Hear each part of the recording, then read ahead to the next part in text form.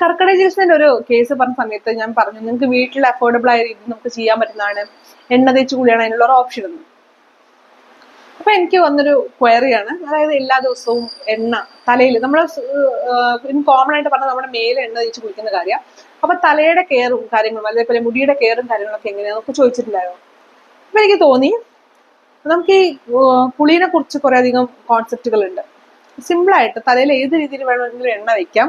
ഏറ്റവും better option എന്ന് പറഞ്ഞിട്ടാണെങ്കിൽ എല്ലാ ദിവസവും തലയിൽ എണ്ണ വെച്ച് കുളിക്കുന്നതാണ്.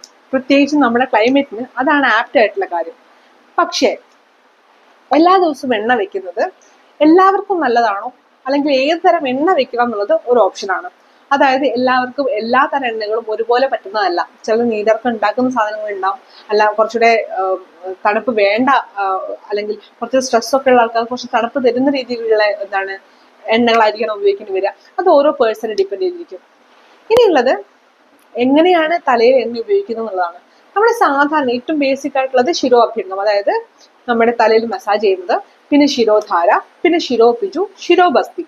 ഈ ട്രീറ്റ്മെന്റുകളെ കുറിച്ച് ഇൻ ഡീറ്റെയിൽ എന്താണ് ഇതിന്റെയൊക്കെ പർപ്പസ്, ഇതിനെ കൊണ്ട് എന്തെല്ലാം ഗുണമുള്ളത് എന്നുള്ളത് മുൻപൊരു വീഡിയോക്കകത്ത് ചെയ്തിട്ടുണ്ട്. നിങ്ങൾക്ക് താല്പര്യമുള്ളവർക്ക് ആ ഒരു വീഡിയോ നിങ്ങൾക്ക് വിസിറ്റ് ചെയ്യാവുന്നതാണ്.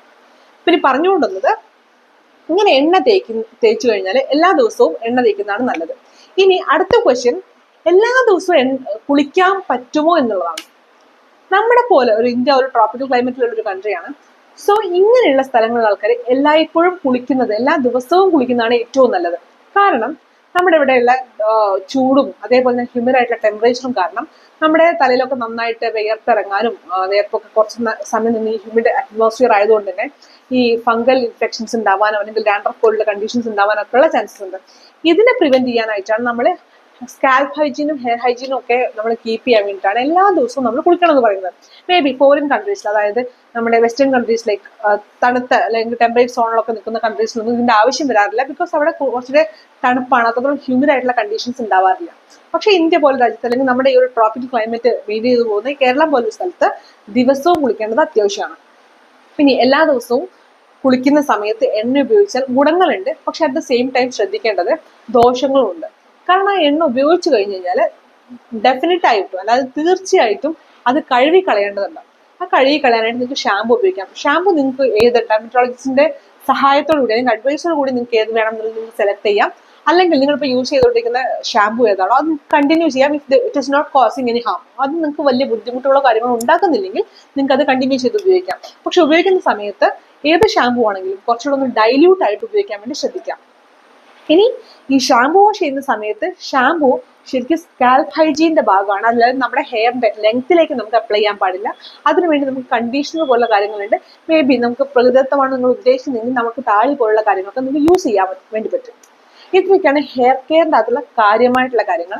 ഇനി എനിക്ക് ഇതിനകത്ത് പോയിന്റ് ഔട്ട് ചെയ്യണം എന്നുള്ള സാധനം ഫ്രിസിനെസ് ആണ്. ഫ്രിസിനെസ് എന്ന് പറഞ്ഞാൽ നമ്മൾ പലപ്പോഴും തെറ്റിദ്ധരിക്കാറുണ്ട്. നമുക്ക് ഈ ബേബി ഹെയർസ് ഒക്കെ ഉണ്ടാകുമ്പോൾ അത് പൊന്തിയിരിക്കുന്നതൊക്കെയാണ് ഫ്രിസിനെസ്. നോ, അതല്ല കേട്ടോ ഫ്രിസിനെസ്. ഫ്രിസിനെസ് എന്ന് പറഞ്ഞിട്ടുണ്ടെങ്കിൽ ഹെയറിൻ്റെ ഒരു ഡാമേജ് കണ്ടീഷനാണ്. ശരിക്കും സ്മൂത്ത് ആയിട്ടിരിക്കേണ്ട നമ്മൾ ഓരോ ഇഴയും മുടി ഇഴയിലേക്കും കുറച്ച് റഫ് ആയിരിക്കുന്ന സിറ്റുവേഷൻ ആണ് ശരിക്കും ഫ്രിസിനെസ് എന്ന് പറഞ്ഞിട്ടുണ്ടെങ്കിൽ. ആ ഒരു കണ്ടീഷൻ ഉണ്ടാകുമ്പോൾ എപ്പോഴും മുടി ജട പിടിക്കാനൊക്കെ ഉള്ള ചാൻസസ് വളരെ കൂടുതലാണ്. ഈ ഒരു കണ്ടീഷനാണ് ഫ്രിസിനെസ്. മുടിയുടെ അൺഹെൽത്തി ആയിട്ടുള്ള ഒരു കണ്ടീഷനാണ് ഫ്രിസിനെസ്. അല്ലാതെ നമ്മുടെ മുടി ഇങ്ങനെ പാറിയിരിക്കുന്ന ഒന്നല്ല. It's very normal. അതൊന്നും പ്രശ്നമുള്ള കാര്യമല്ല. ഓക്കെ, ഇത്രയൊക്കെയാണ് എനിക്ക് ഹെയർ കെയറിനെ കുറിച്ചൊക്കെ പറയാനുള്ളത്. I hope you all got my point. ഇനി എന്തെങ്കിലും ഇത് റിലേറ്റഡ് ആയിട്ട് ക്വസ്റ്റ്യൻസോ കാര്യങ്ങളോ ഉണ്ടെങ്കിൽ, എനിക്കറിയാം താരനൊക്കെ പലരും ബുദ്ധിമുട്ടുള്ള കാര്യങ്ങളാണ് മുൻപ് ഞാൻ വീഡിയോസ് ചെയ്തിട്ടുണ്ട്. അല്ലാതെ ഇനി അതിനപ്പുറത്തേക്ക് എന്തെങ്കിലും കാര്യങ്ങളൊക്കെ ചോദിക്കാനുണ്ടെങ്കിൽ, ഫ്രഷ് ആയിട്ട് എന്തെങ്കിലും ചോദിക്കാനൊക്കെ ഉണ്ടെങ്കിൽ കമന്റ് ബോക്സിലൂടെ സഹായിക്കും ചോദിക്കാം. And that's all for today.